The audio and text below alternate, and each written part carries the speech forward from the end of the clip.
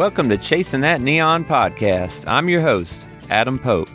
Join me on each episode as I interview session players, songwriters, sidemen, and women, people with great stories about the music and musicians that so many of us still love. All right, let's get to it. Today you're going to hear episode 1 of Chasing That Neon Podcast, which happens to be my very first podcast interview.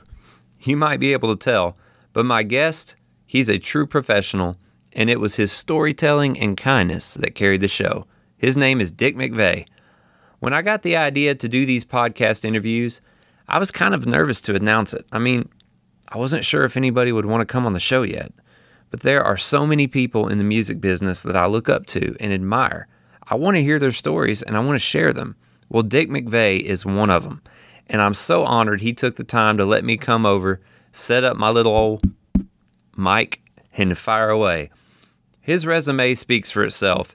His accomplishments are the result of a relentless approach to working hard, sowing seeds, and reaping that harvest. He's a dreamer, but most importantly, he's a doer. That's what I love about Dick McVey.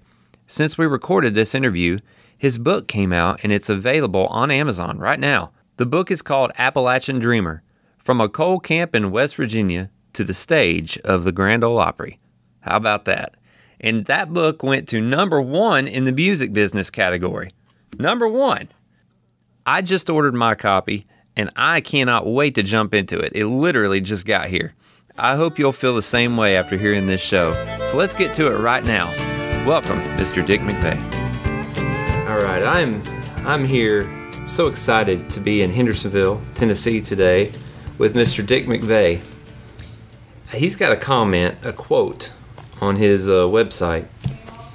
If it's about music, I probably do it.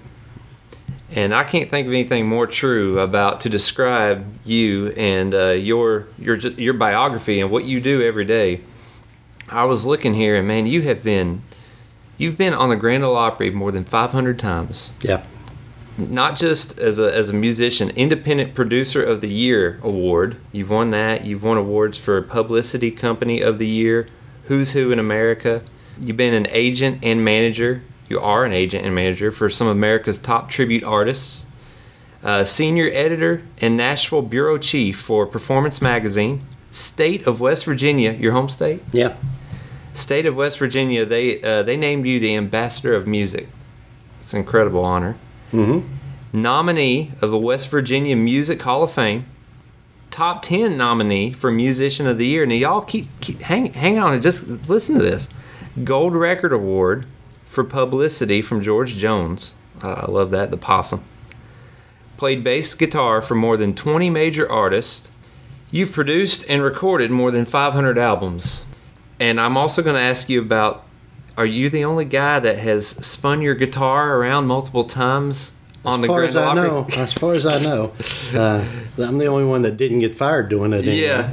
Tell that story real quick. So you've been playing on the Opry. Right, and I was watching ZZ Top, and they came out with the song Legs. I think it was 1982. And they actually spun the guitars around in the video. And I thought, man, that's really cool. And I started researching, and I found a company that made what they call spin straps. So I bought one, and they had a plate that would attach to the back of the guitar I had at the time. I just strapped that on there, and I could spin the guitar 360 degrees, sometimes 2-3 times. Wow. So I'm backstage at the Opry, and of course the guys were all infatuated with the fact that I could spin this guitar. So they're all saying, "Hey man, see." So I'm spinning it, showing off, and I'm on the side of the stage. We're going to go on stage probably in the next 5 minutes. So, but I'm spinning, and I would normally spin it clockwise. But for some reason they said, "How many spins can you get?" And I said, "Well, I usually get 3 before it loses momentum." But I said, "We could try for 4, and I'll spin it this way where I can get the leverage under the can go counterclockwise." And when I spun it, it spun right off into the floor because you weren't supposed to spin it counterclockwise, and it fell just that feeling you get in your gut when the guitar hits the floor like that. So I grabbed it up, and there was a tuner on stage. Well, I got it screwed back on, and I ran over to the tuner and tuned up and did the show. But you've done it on stage during the show. Yes. Yeah. I would usually wait till the song was over, and then I would do a couple of spins, and the audience, they got a kick out of that. And Yeah. of course, some of the artists, I'm sure, wouldn't have appreciated that, but Do you remember who I believe what songs you did it at the end of? I believe it was Stonewall Jackson. Oh yeah. I believe it was, Yeah. but I'm not sure. I can't remember exactly. But I would always wait till the end of the song to make sure Yeah. everything went. I didn't want it falling off on the floor in the middle Right of the in the song. middle of something. So, yeah. That's But I would great. usually do 2 spins on stage. Yeah. And Well, I've never seen anybody do it on the Opry, and Yeah. you know, I think you've got a pretty safe claim there. I don't think anybody's ever done that. Yeah. I don't think they have. You brought some rock and roll to the stage. I like that. Well, man. yeah, it was a little bit over the top for the Opry, but Yeah. I'm sure I got some criticism. Oh, I'm sure. Yeah. Well, was Roy Acuff around when you tried to pull yeah. this off? And I'm not sure he was. I probably wouldn't have done it if he was around. in the yeah. wings. Yeah. Yeah. I don't blame you there. Him or Hal Durham, who was the manager of the Opry at the time. yeah. You wouldn't want to see him over on the side of the stage with a scowl Right. on his face. I can only imagine, man. Yeah. That's cool. Yeah. That's really cool. I saw that you have a really interesting Facebook page where every post I see, and really for years I've been seeing these informational, positive, cool stories, and also, you know, hey artists, if young artists move into town, like myself, I came here, I don't know anything, I can read Dick McVey's posts and I can learn a whole lot about how to go about my business if I want to be in the music business. Well, the main thing I do with those posts is try to keep people out of trouble. Yeah.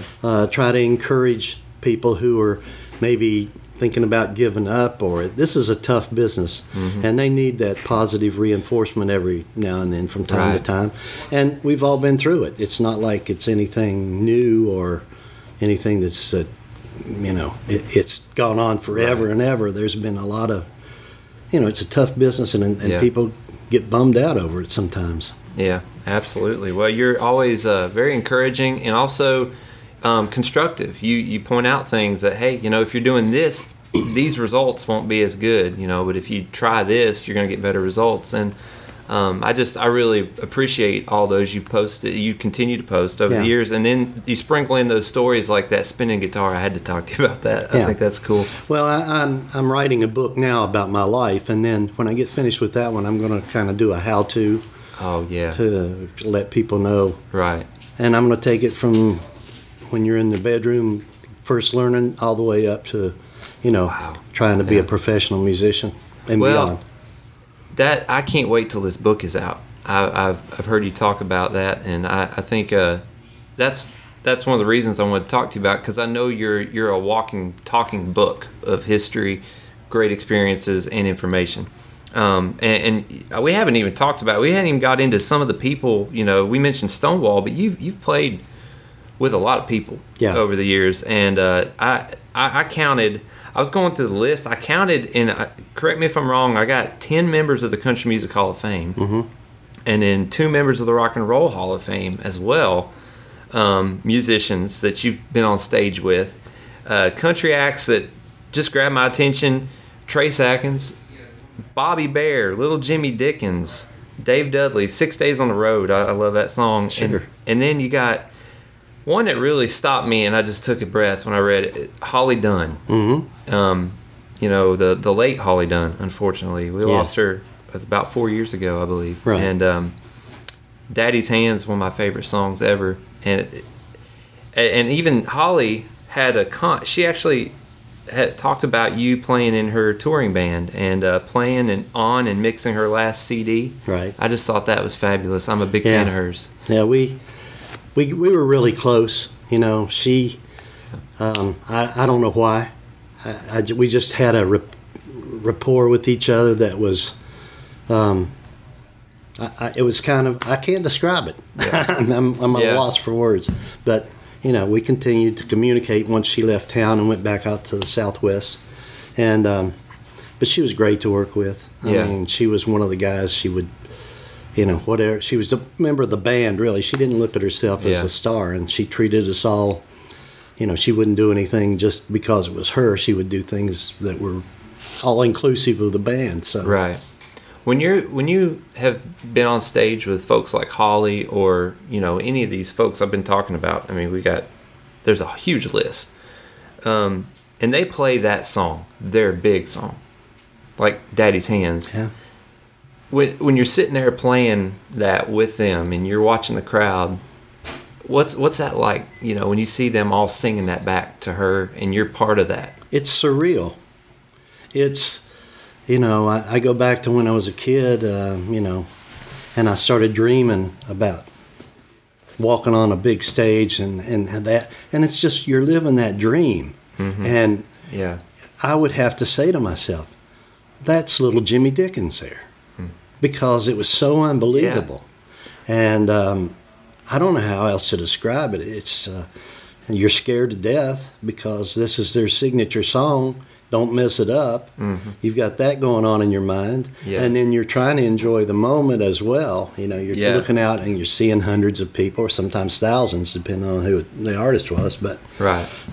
It's just so unbelievable to me that I'm standing here playing Honky Tonk Angel with Kitty Wells. My God, gosh, yeah. It's just unbelievable that I had the opportunity to do that. Yeah, I was looking here. We talked about all these cool things you've been a part of and accomplished.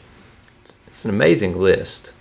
And one of the things that I thought of when I read through it all, I thought, who was Dick McVey before this list? Before you did these things? What is it about you? What was it in you that took you from a guy who hadn't done all those things to a guy who has and continues to do them? Where did it all start for you? Well, musically speaking, I've always had a weekend band since the time I was 15. Weekend warriors, and I had day jobs. I worked at a coal mine. I'm a licensed funeral director and embalmer. Really? And wow. But even during the all those times when I was working days, I would have my weekend band. And I wanted to play so bad that I learned a lot of skills that I didn't really realize I was learning. But as time passed, I was the booking agent for the band. I was the manager for the band. I was the publicity person. And yeah, I learned all those skills at 15, 16, 17 years old because I wanted to play so bad that I jumped in and handled the business. Mm-hmm. And what I found over the years is generally creative people, like artists, painters, musicians, songwriters, they think with a different mindset than a business person does. Right. And you find that the artists that are most successful in this business are those people who can combine the creative with the business. Yeah. And those two things, if you can cross over, then you probably have a successful career. Mm-hmm. But people like Garth and Reba are both very good business people. Yeah. And while they're great people to fraternize with and be around, and they just do everything for their fans and this and that, don't get in their way from a business standpoint because they'll try and steamroll you. Yeah. And that's just the way, that's the business, that's the way it is. Uh-huh. But having that knowledge of business is very important. Very competitive industry, and not, there's only so much airtime on that radio. Sure. So my thing was, everything that's successful in life has three elements. It has a goal, it has a plan, and it has a team. So those three things, if you've got all of that in order and you've got people who have good business sense, and what I did is back when I was doing weekends, I said, okay, I want to play here in Beckley, West Virginia, which was near my hometown. Right. I did that. Okay, I want to play in Charleston, West Virginia, which is 50 miles down the road. I did that. Okay, I want to play in Virginia. I want to play in Kentucky.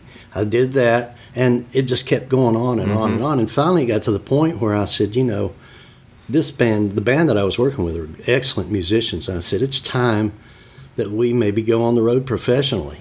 Yeah. So I contacted an agent in Huntington, West Virginia, and he was booking those, what we call the Ramada Inn circuit, hotel lounges, doing show bands kind of stuff, which is where the money was. And we set out and started doing a tour, And, wow. Yeah. And so we ended up here in Nashville for 5 weeks. at the Ramada, or Really? at the Holiday Inn out on Elm Mill Pike. Okay. It's not that anymore, but it was back then. And it was a nice room. The issue was we were there in the summer, and they didn't have rooms for us. Oh, So no. we had to sleep in our vans. And it was one of the hottest summers on record for Nashville. What year is this, by the way? 79, 80. 79, 80. We went and on you're the road. sleeping in your van in Nashville playing Right. 5 or 6 days, 5 or 6 nights at the Ramada? Yeah, 6 nights a week. Wow. And, I think the low temperature was like 82. So, there was no relief. You'd go to the swimming pool. We were staying at the KOA campground. We'd go to the swimming pool, and it was like bathwater. Oh, I bet. So it was rough. Man, let's go back to when you were in West Virginia. Yeah. What was your first instrument, and what did you have visions of? I want to play this instrument, or was it just like I just want to be on stage? I don't care. It was the Beatles. Oh, okay. Because I was 15, and the Beatles came along, and it was just my dreams became recurring. Oh, yeah. Me walking on stage like the Beatles and all this adulation from the girls, Yeah. At 15, that's what you're yeah. thinking about. So there was a high school band where I was going to high school, and they performed at a school assembly one time, and the girls went crazy over them, and I thought, wow, this is good. So I put a band together. I was playing. My dad had taught me guitar. Okay. And cool. so we started. We learned, the stuff. Mainly the British invasion bands from back then, and it worked out pretty well for us. We were playing all the local school dances and that kind of thing, and so it just kind of gradually grew from that point. You played the Ramada Inn here in Nashville. Holiday Inn. I'm sorry. Holiday Inn here in Nashville, and how do you go from there to I'm moving here? Okay. In Beckley, West Virginia, there was a Ramada Inn there, and they had a lounge there called the Velvet Mine, which was kind of a play off of the coal miners who lived in the area. Yeah. So the Velvet Mine brought in show bands from all over the country. So when I first started getting the inkling that this band's going to be good enough to go on the road and compete, I started going to watch all the shows, and I would take notes. I would find out what they did that worked and what they did that didn't work. Wow. And I built a show around. I stole all their stuff, Wow. I built a show around that. And then when the agent from Huntington came up to see us to see if he would be interested, we had a pretty good show together.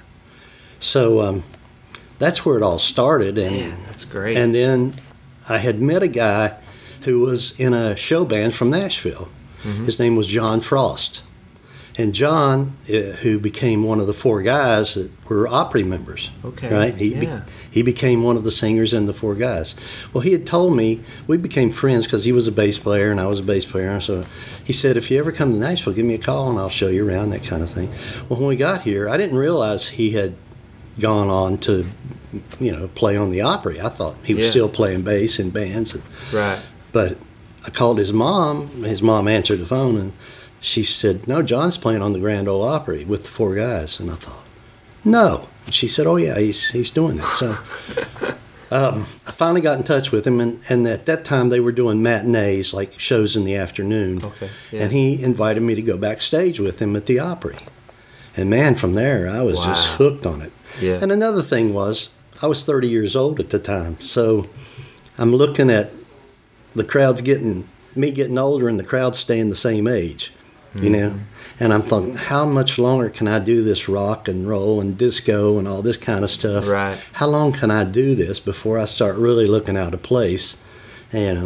So I decided at that point in time, I was looking at the Opry and I was looking at all these older musicians who were still very viable and so that planted that seed that, if I want to have longevity as a musician, I need to get into country music more. And I grew up in Appalachia, up in West Virginia, so country music was always a part of my life. But, of course, I strayed when the Beatles led me off of that path, Well, that's understandable. Yeah. Hey, it's all about the girls. Yeah, the girls were girls. hollering at the Beatles. The girls were hollering, and the girls were hollering at us.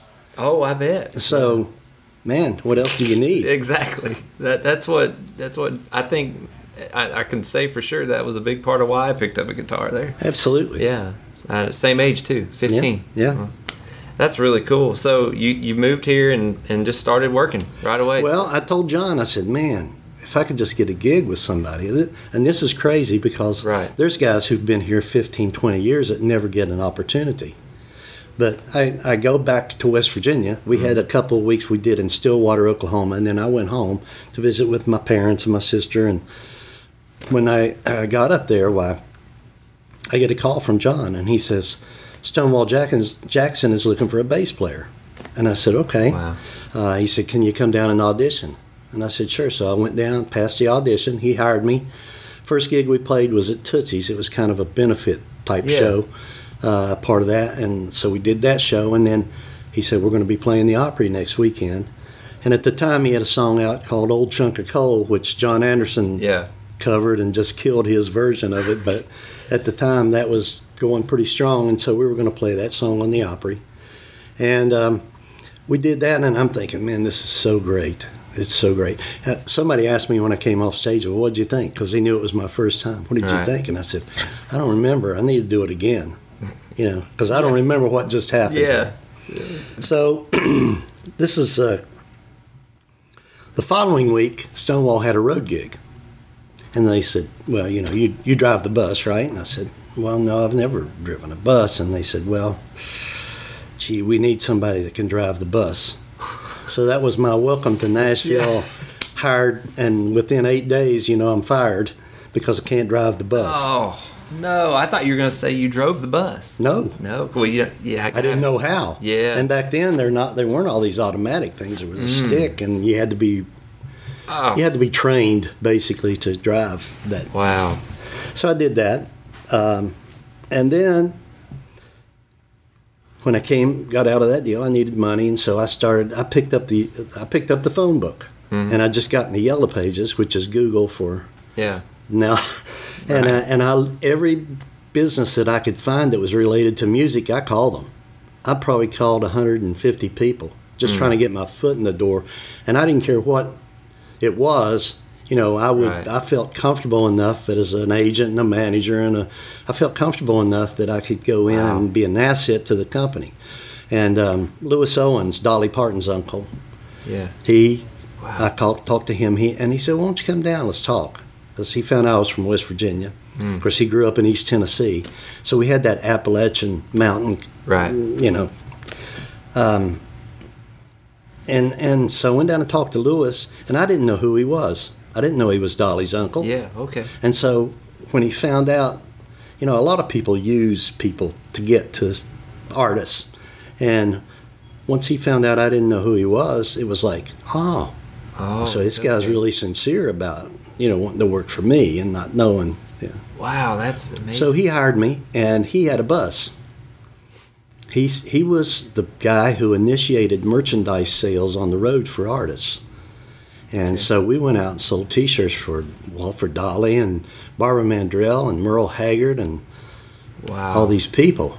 And so in the process of that, I sat down and I wrote letters to 3 people from my home area in West Virginia that were big here. Little Jimmy Dickens, Russ Hicks, the steel guitar player, and Charlie McCoy. I sat down and wrote letters. I am from West Virginia, just got to town, looking for work. Well, the thing with little Jimmy Dickens is I had worked with his half-brother at a coal mine. And so I mentioned, hey, I know Frank, and, the day my letter got to his house, he had fired his bass player and drummer for smoking pot with the daughter of a sheriff who was actually promoting the show they were doing. Are you serious? Yeah. So my letter... The day that your letter arrived. The day my letter arrived, he fired them. And so Mona, his wife, calls me and says, would you be able to go to Little Rock, Arkansas and do a show this weekend? And I'm thinking, God, I'm not prepared for this at all because I didn't read the number system at that time. I knew some of his songs, but I didn't know enough songs to do a full show, so I knew I was going to have to bust my butt to learn all that stuff. And so they hired me, sight unseen, to come and do this show. And I'm telling you I'm not ready for it, but I'm not going to pass up the opportunity either. So I worked as hard as I could in the few days I had. And we went out and did the show. Oh, actually, before that, here I have another Nashville moment, because the next day after they tell me they're going to do that, Mona calls and says, "Oh, I didn't know it, but Jim had talked to another bass player, and I think he's going to be able to do this thing." So I'm thinking, "Oh, here we go again," Yeah. But she called me back and said, "He can't do it. You're in."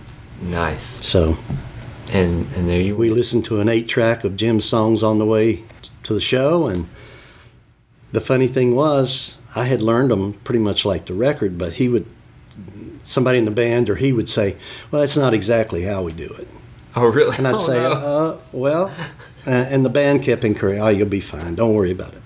And we did that first show, and I knew I was going to get fired, because I don't know how many mistakes I made. I was nervous. I was scared. I came out of a bar band, and now I'm playing in front of 3,000 people in Little Rock, and I'm thinking, there's no way he's going to keep me. But he did. So. Wow, but your adaptability is amazing, and you you have the job with the T-shirt. Yeah. But you're like, no, okay, I'm going to do this too. I'm going to send these letters out. Yeah. You don't just get somewhere and go, okay, I'm just going to sit here. You're always forward thinking. It's never going to come to you. It's never going to come to you. Yeah, that's it. You're going to have to go after it. Yeah. Over the years, one of the common themes when people come here to talk about recording and being a star, and it's like, "Well, I look good and I sound good. Can't you get me a record deal?" And it's a little bit more to it than that. Yeah, for sure. Well, I'm amazed that survivability is the key thing in any industry. Adapting, surviving, and sure. You're amazing at that. Just well, another thing that happened with the Dickens and T-shirt connection was Merle Haggard asked Dickens to open his shows. Mm-hmm. And so Lewis was selling T-shirts for Merle Haggard. So I would go up. I was the guinea pig. I'd do the first song. Then Dickens would come on and do his show. And then I'd go out to the merch table and sell T-shirts. I was making more money selling T-shirts than I was playing. Really? But for a while, man, I was double dipping. I was about to say double. Yeah, it was great. You're doing the first song. You're going out. I did the first song. Really? I was the guinea pig for the sound man. Oh my! They do a sound check, but they always want to make sure when it's showtime that if there's any issue, it's going to be me and not the next guy. So. Yeah, that's funny. Yeah, double dipping, man. 2 Rock and Roll Hall of Famers here. Terry Sylvester. With the Hollies, mm-hmm. Long Cool Woman. Yeah. Tell me about that. Well, it's got that little bass intro on Long Cool Woman. Do, do, do, do. Yeah. And again, it's surreal. Here's somebody that I grew up listening to all my life, who's a hero. Right. And that song is a classic that, you've played it, and it's like, here I am playing it with the guy from the Hollies, so... And that bass line came around as yeah. It's amazing. And I love that you're amazed in all these moments too. It's not you're not just up there going, okay, well, here's the chart, whatever. No, it was real. So DJ Fontana is also on this list, and if you're listening, you don't know who DJ Fontana is. He played drums for Elvis in the mid '50s. He got in Elvis's band. How did you meet DJ? Was it actually I met DJ? I was playing. A girl hired me to do a show in Louisiana with her, and she had a bus, and DJ was her drummer at the time. Oh, so wow! We rode the bus together and became friends. I mean, we were. Yeah. After that, we were always. He's another one we lost. Yep. But yeah, DJ. He had a lot of great stories that I heard on different shows and stuff. I've always been into this kind of stuff. Yeah. So. He told me. I asked him one time. I said, "Tell me a story that you haven't told anybody else about Elvis." And he said Elvis's feet would stink. And he said it got so bad, one pair of shoes got so bad that we threw them out the window one night, And so I thought there's a story nobody's ever going to hear. That is amazing. Yeah. Well, I've never heard it, that's for sure. You've opened shows for Chuck Berry, David Allan Coe, Crystal Gale, We talked about Merle. Yeah. We just talked about that. B.B. King. Yeah. That's cool. Yep. B.B. King. Jerry Lee Lewis. Yeah. Oh, my gosh. We spent a summer with him when he showed up. When he showed up, yeah. I got some great stories that'll be in the book about our summer with JerryLee. It was interesting. What's the name of the book? I haven't even got a title. Okay, I was talking the other night with my wife. We were trying to come up with something, but it's going to have to be something really good. I was trying to break news here. That's what I was trying to do. But Ricky Nelson and Tammy Wynette, I love this. Loretta Lynn. And Mary Wilson of the Supremes. How did y'all cross paths? Actually, in China. In China? Yeah, wow. we went to China with Travis, our Elvis tribute artist. Yeah. We went to China, and they had hired Dan Seals and Mary Wilson and Jerry and the Pacemakers. Okay, yeah. And Travis. And so we spent... What a package. We spent 3 or 4... We were doing private shows. They were Christmas shows for Watson drinking water. Really? And this company based in England, I think, but had a huge business in China.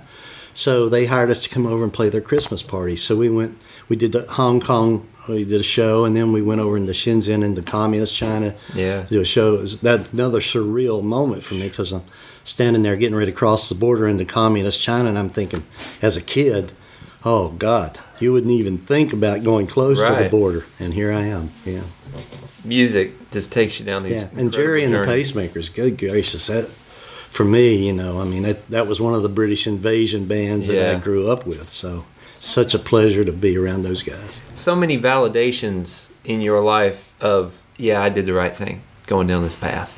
When you're standing there working a show with Jerry and the Pacemakers, like that was what you were envisioning that when you were a kid, and that's what you're doing. The dream. In communist China of all places. Yeah, crazy.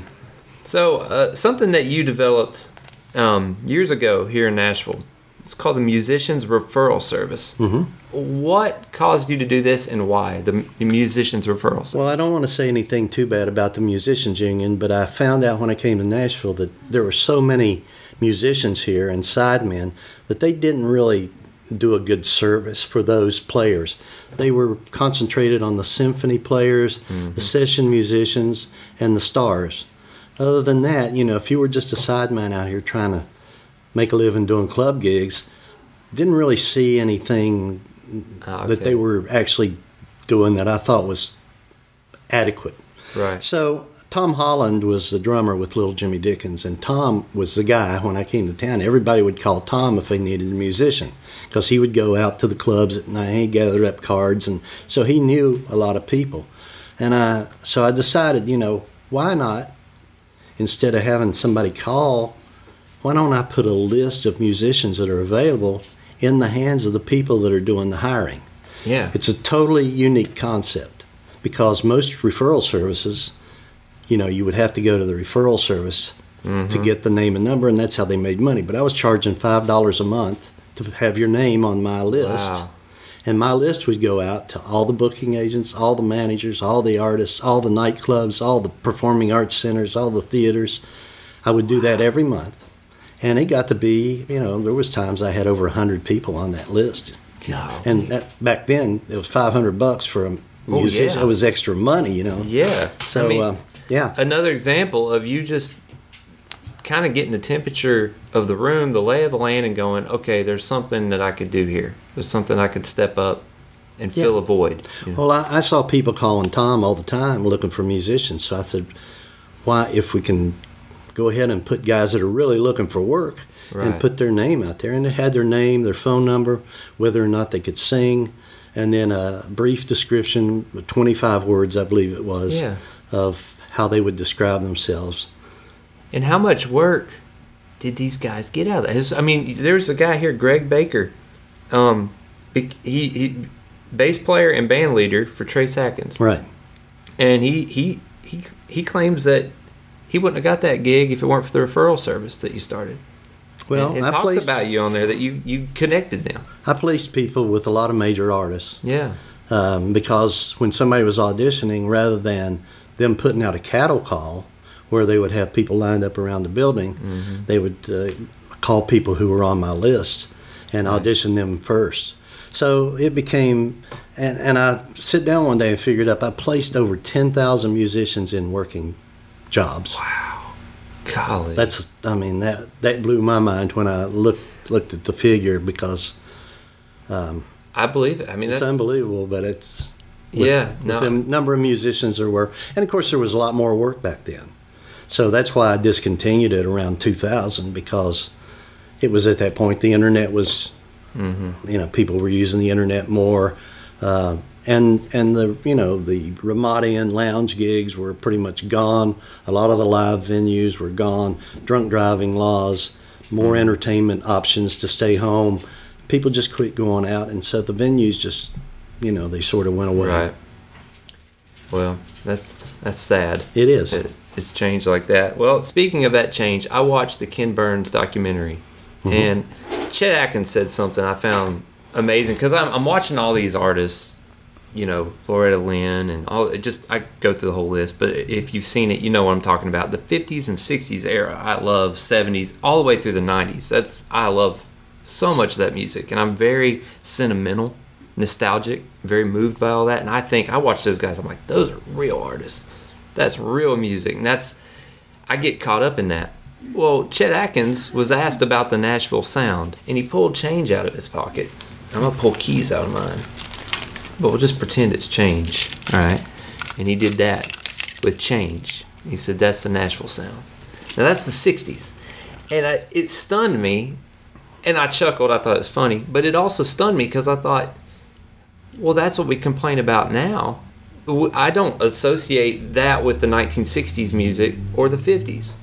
But how much has that been so much a part of it, and we just don't even realize it? And is it really that much different? Rocky Balboa said in a movie, he said, not much has changed, just the clothes. You've been through all these different eras. What in your mind has changed the most? Or is it that different at all as far as the motivation, the way the system works? Well, the business side hasn't changed at all. It's marketing. And how you market yourself, because the one thing about music is, if you go to the grocery store and there's a Coca-Cola on the shelf and there's a Pepsi there and there's a knee-high or whatever, you got your choice of picking the one, and it's usually the one that's the most attractive or the one that has the biggest buzz going about it, right? Right. So an artist is the same way. An artist has to make himself look good, be unique.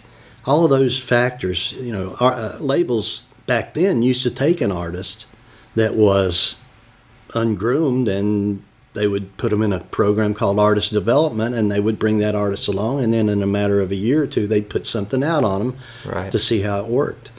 Nowadays, if you go to a label, you better have all that already done and ready to go. That's the biggest change, I think. And then there are... maybe I shouldn't say this, but there are record deals that are being bought.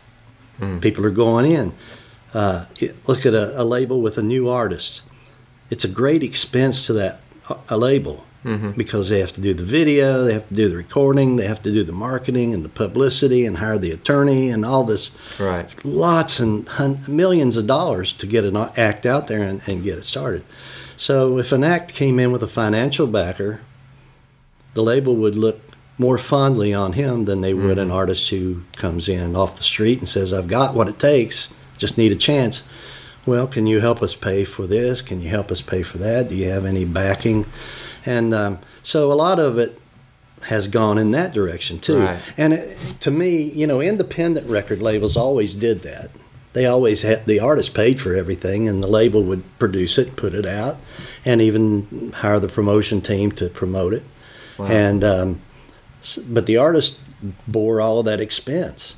And so at some point, the major labels picked up on this and thinking, this is going to, especially when times would get lean, they would start looking at ways to cut budgets and save money. And here's an artist who's going to come in, he's going to pay for the session, he's going to pay for the video, all of this.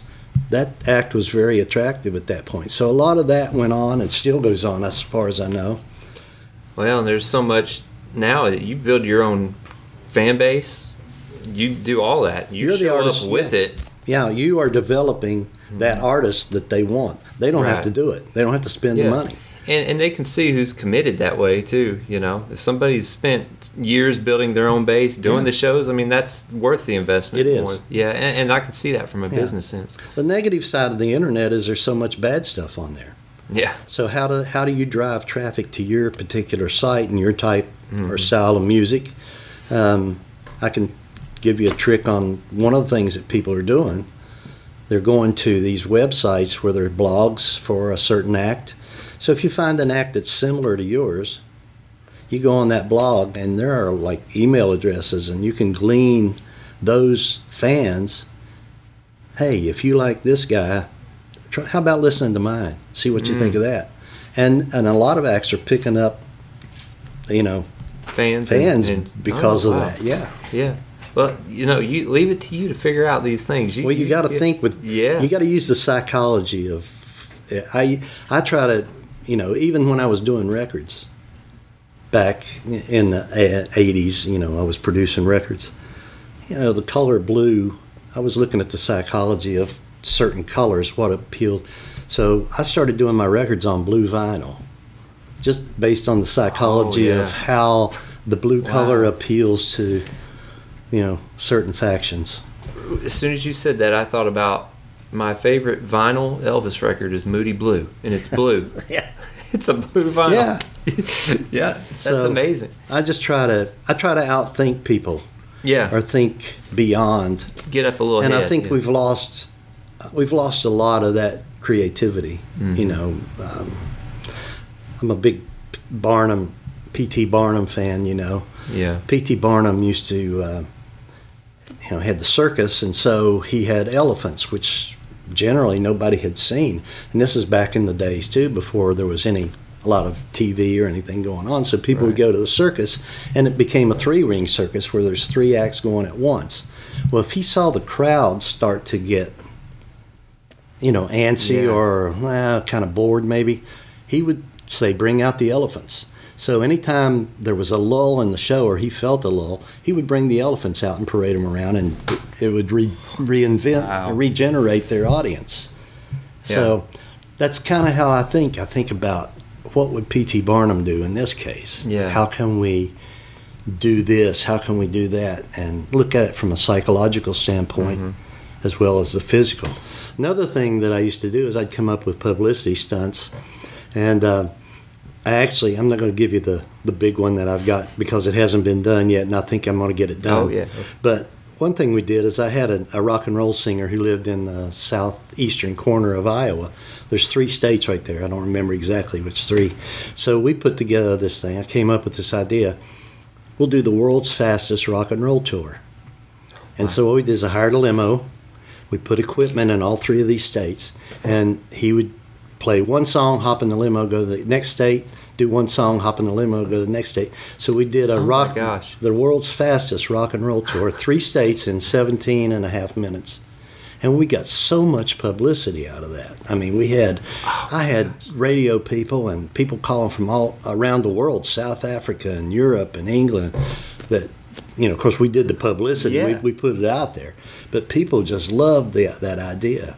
And he actually was featured in Guitar Magazine.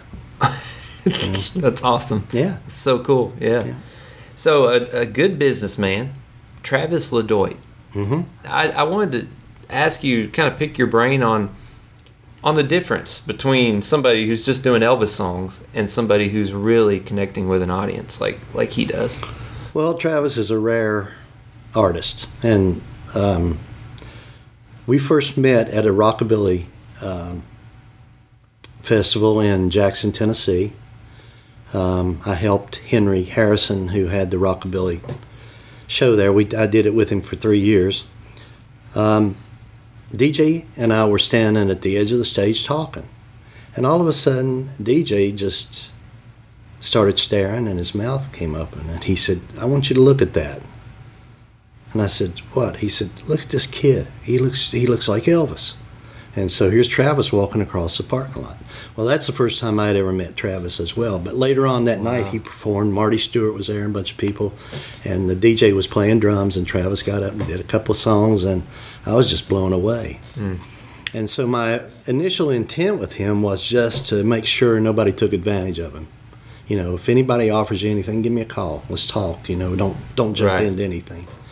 And as time passed, we developed this relationship. Now, 20 years later, we're still together. We had a contract the first year. After that, we've worked together as friends. Mm-hmm. We've never had an argument. We've had some disagreements over things. Yeah. But typically, it's just been a great relationship, and Travis is Travis. The thing about Travis, though, his personality and Elvis's are just so parallel. He has the wit that Elvis had on stage. He has the charisma that's indescribable with any artist like that. And I told him from the beginning, we're always going to take care of the fans. We're always going to take care of the fans. I don't care how long the line is, you're going to stay there and sign autographs. Well, that wasn't a problem for him. He wanted to do it.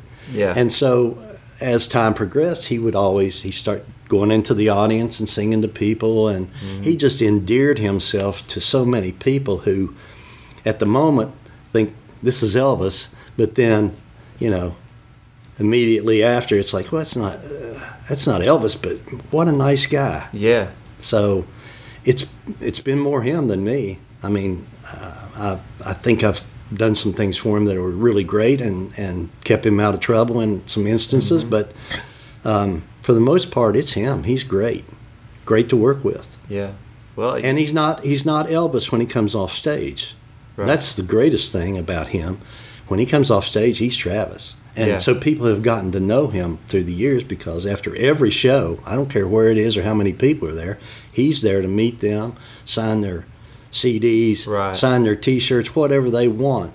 And we've always done that. And that's, it's not something I had to say, man, you got to go do this. He's always, we're going to do that. Yeah, absolutely. Well, I mean, he's got the same mentality and approach that a Garth, a Reba, anybody when it comes to the fans. Yeah. And I think that comes out in his music. I've seen the videos of you guys playing and really wanted to see a show actually this year, was wanting to, and then not to date this podcast, but we're in the middle of 2020. So I'm sure that will be all. That's enough. I don't need to say anything more than that. All these things you've been a part of, the great music, the producing, booking, I could go down the whole list.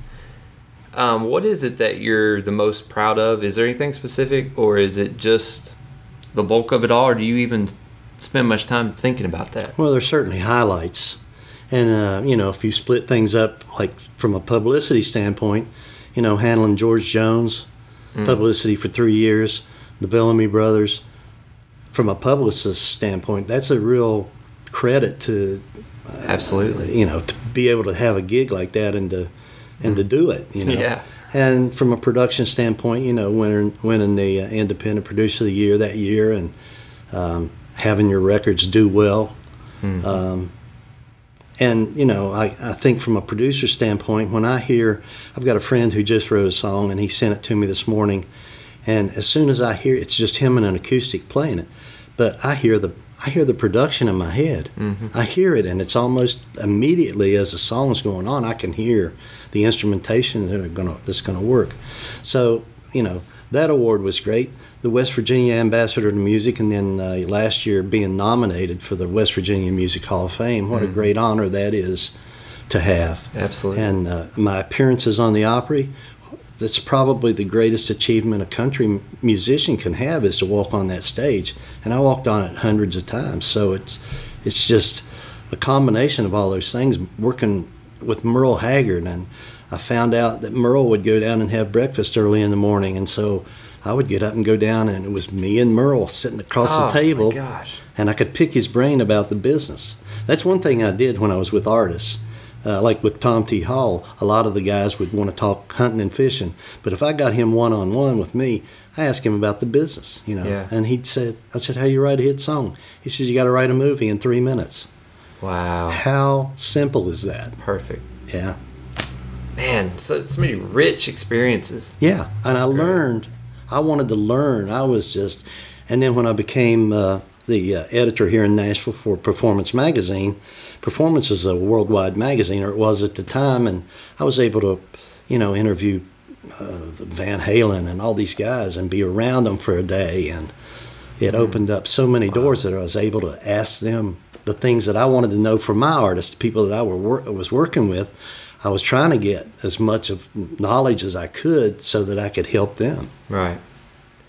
Well, you define the word hustler. I love it. Yeah. And that's, and I've been lucky. I've been very lucky. Well, I've been in the right place at the right time. Yeah, I guess I can see that, but man, you're such a hustler and a thinker. And the other thing is you're by all accounts, and my experience as well, you're a generous, kind man. And I think that I don't know how much that has to do with it, but I feel like that has a lot to do with it. Well, that's my dad. Yeah. Really? That's the raising I got in West Virginia. What did he do? He was a coal miner. He was actually an engineer who would go in and survey the mine so they could have up-to-date maps of that kind of thing. So he was, but he was well liked. I can't tell you how many times when I was a kid, that we'd be out and somebody'd say, "Man, your dad's a good guy," Wow. And I wanted to be that. Yeah. Same person. Well, that's the Dick McVey I know. Yeah. So, thank you for doing this. You're welcome. Appreciate it, man. My pleasure. Thank you. Appreciate it.